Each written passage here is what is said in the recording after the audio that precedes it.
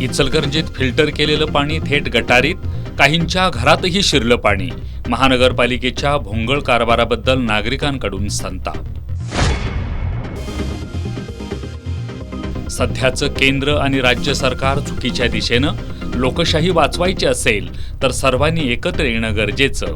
कोल्हापुरातील कार्यक्रमात सामाजिक कार्यकर्त्या उल्का महाजन यांचं प्रतिपादन. विजेचा तारेला स्पर्श झाल्यानं धक्का बसून 3 वर्षाच्या चिमुकलीचा दुर्दैवी मृत्यू. हातकणंगले तालुक्यातील नागावमधील घटना. परप्रांतीय मजूर कुटुंबावर कोसळला दुःखाचा डोंगर.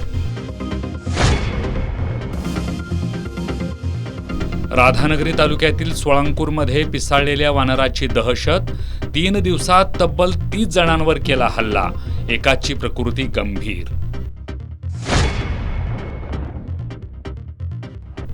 आणि ज्येष्ठ खेळाडूंच्या वेटरन फुटबॉल स्पर्धेत पाटाकडील तालीम मंडळाला विजेतेपद. टायब्रेकरवर संध्यामठ मंडळावर मिळवला विजय.